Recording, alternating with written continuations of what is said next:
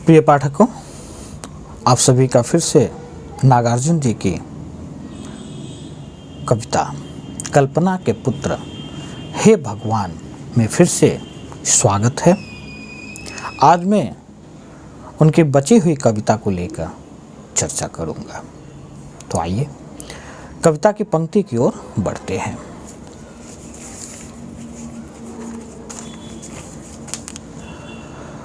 बनूं मैं सज्जन सुशील विनीत, हार को समझा करूं मैं जीत।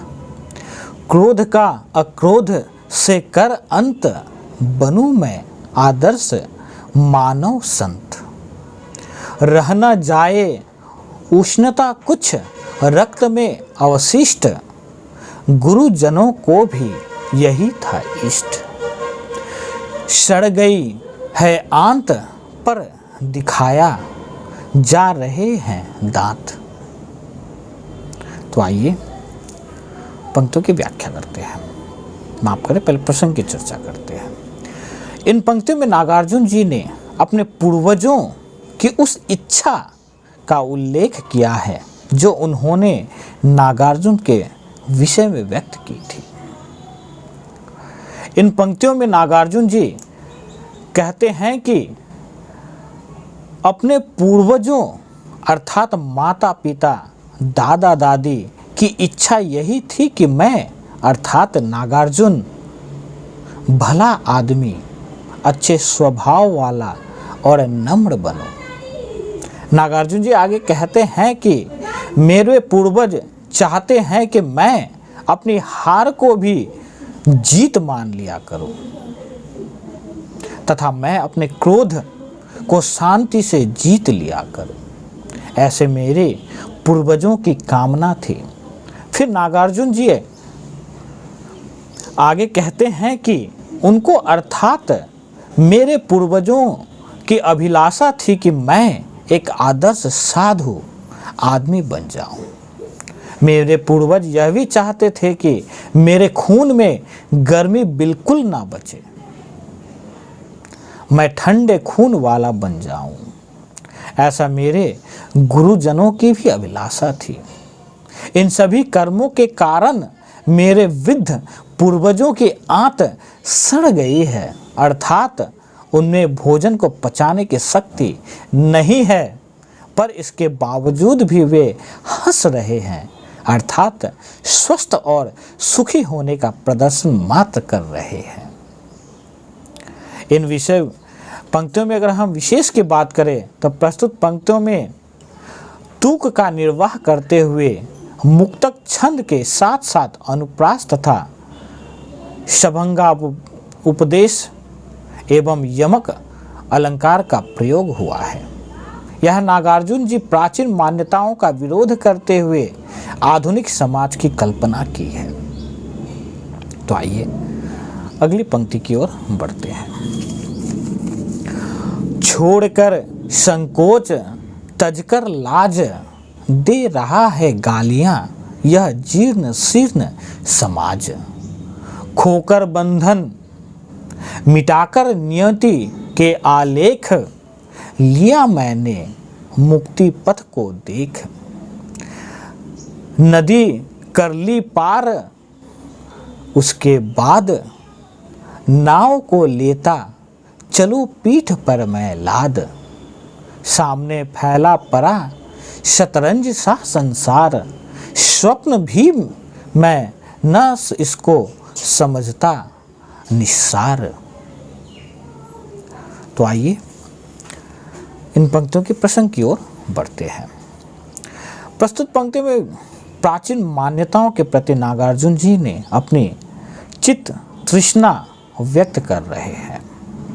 तो आइए इन पंक्तियों की व्याख्या करते हैं। यहाँ बाबा नागार्जुन जी यह घोषणा करते हैं कि हमारा यह समाज दुर्बल और प्राचीन हो गया है, फिर भी यह नवीन मान्यताओं, उन्नति और विज्ञान को गालियां दे रहा है।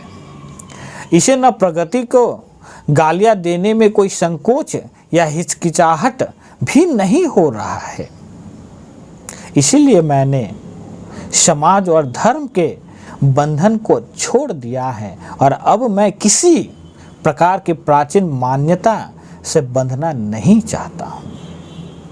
मैंने नियति अर्थात प्रकृति अथवा भाग्य के कल्पित नियमों को समाप्त करके मुक्ति अर्थात इन नियमों और बंधनों से छुटकारा का रास्ता देख लिया है।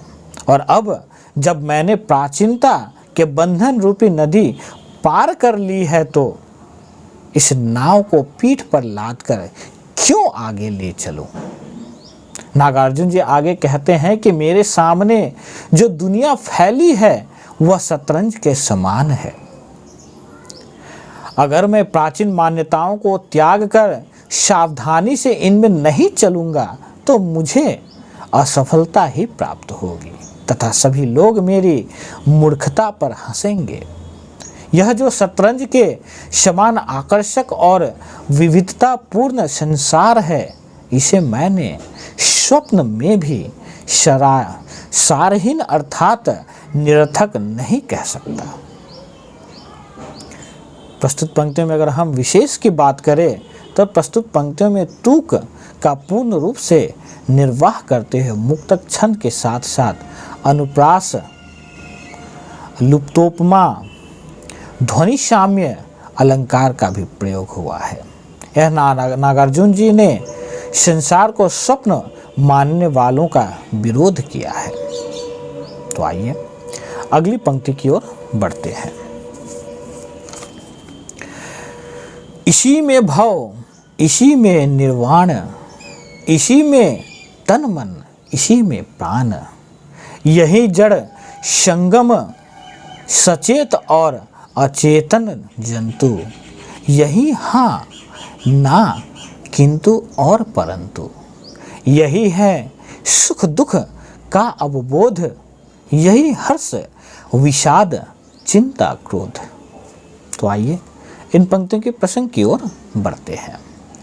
इन पंक्तियों में कविवर नागार्जुन जी ने संसार की सार्थकता को अनेक प्रकार से सिद्ध किया है।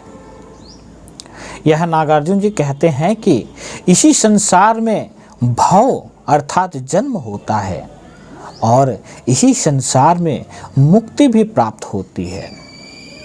इसी संसार में शरीर, मन और प्राण प्राप्त होते हैं। चलने वाले और न चलने वाले, चेतन और अचेतन पदार्थ तथा अनेक प्रकार के जीव और प्राणी इस संसार में विद्यमान है। नागार्जुन जी आगे कहते हैं कि किसी काम या बात को स्वीकार कर अथवा अस्वीकार करना या फिर किंतु परंतु करना इसी संसार में संभव है। अर्थात किसी बात पर तर्क वितर्क इसी संसार में संभव है। सुख और दुख की अनुभूति भी इसी संसार में ही होती है। प्रसन्नता और दुख तथा चिंता और क्रोध यहीं पर इसी संसार में हो सकते हैं। प्रस्तुत पंक्तियों में अगर हम विशेष की बात करें तो इन पंक्तियों में तुक छंद के साथ साथ अनुप्रास अलंकार का भी प्रयोग हुआ है। यह नागार्जुन जी ने संसार की सार्थकता अनेक प्रकार से सिद्ध करके संसार की सत्ता का विरोध करने वालों पर व्यंग्य किया है। तो आइए अगली पंक्ति की ओर बढ़ते हैं। यही है संभावना अनुमान, यही स्मृति विस्मृति सभी का स्थान, छोड़कर इसको कहाँ निस्सार, छोड़कर इसको कहाँ उद्धार। स्वजन परिजन इष्ट मित्र पड़ोसियों की याद रहे आते, तुम रहो यों ही वितंडावाद। मूंद आंखें शून्य का ही करूं मैं तो ध्यान, कल्पना के पुत्र हे भगवान। तो आइए इन पंक्तियों के प्रसंग की ओर बढ़ते हैं। कविवर नागार्जुन जी ने इन पंक्तियों में संसार की सार्थकता और उसके आकर्षणों का वर्णन किया है। तो आइए व्याख्या करते हैं। प्रस्तुत पंक्ति में नागार्जुन जी कहते हैं कि संभावना और अनुमान इसी संसार में उपस्थित है। यदि संसार नहीं होगा तो न किसी प्रकार की संभावना रहेगी और न कोई किसी बात का अनुमान ही कर पाएगा। याद करने और भूलने के लिए इसी संसार में स्थान है। अगर यह संसार नहीं होगा तो किसे भूलोगे और किसे याद करोगे। इस संसार को छोड़कर कहीं पर भी निर्वाह नहीं है। सबको अपना जीवन इसी संसार में बिताना है। इस संसार को छोड़कर कहीं पर उद्धार नहीं है। अपने लोग, परिवार के लोग, अपनी पद के लोग और मित्र यही है। पड़ोसी भी इसी संसार में है। इस सबको याद भी यहीं पर ही किया जा सकता है। अगर संसार नहीं होगा तो उन्हें यहाँ याद किया जाएगा और कौन याद करेगा। तात्पर्य यह है कि याद आने वाले और याद करने वाले इसी संसार के हैं और मुझे इन सभी की याद आती रहे, यही मेरी कामना है। नागार्जुन जी आगे कहते हैं कि मैं तुम्हें अर्थात स्मरण को स्मरण नहीं करना चाहता। तुम इसी प्रकार विवाद और तर्क के विषय बने रहो। मैं तो आंखें बंद करके शून्य का ध्यान करूंगा। मैं तुम्हारा ध्यान नहीं करना चाहता क्योंकि तुम हो ही नहीं। तो हे भगवान, तुम केवल कल्पना के ही पुत्र हो। इन पंक्तियों की अगर हम विशेष की बात करें तो यहाँ तुक का निर्माण करते हुए मुक्तक छंद के साथ साथ अनुप्रास, प्रश्नवाचक तथा ध्वनिसाम्य अलंकार का प्रयोग हुआ है। यहाँ नागार्जुन जी ने संसार को निस्सार और निरर्थक वेदांत दर्शन ही बताया है। अंततः मैं यही कहना चाहूँगा कि नागार्जुन जी ने ईश्वर के प्रति नास्तिकता का परिचय दिया है। वे पुराने परंपराओं को प्रगति के पथ का बाधा बताते हुए नए वैज्ञानिक दृष्टिकोण को अपनाने के लिए सलाह दे रहे हैं। आशा करता हूँ कि मेरे द्वारा दिया गया यह व्याख्यान आप लोगों के लिए सार्थक सिद्ध हो एवं आप लोगों से आग्रह है कि मेरे इस चैनल को आप कृपया लाइक एवं सब्सक्राइब करें। धन्यवाद।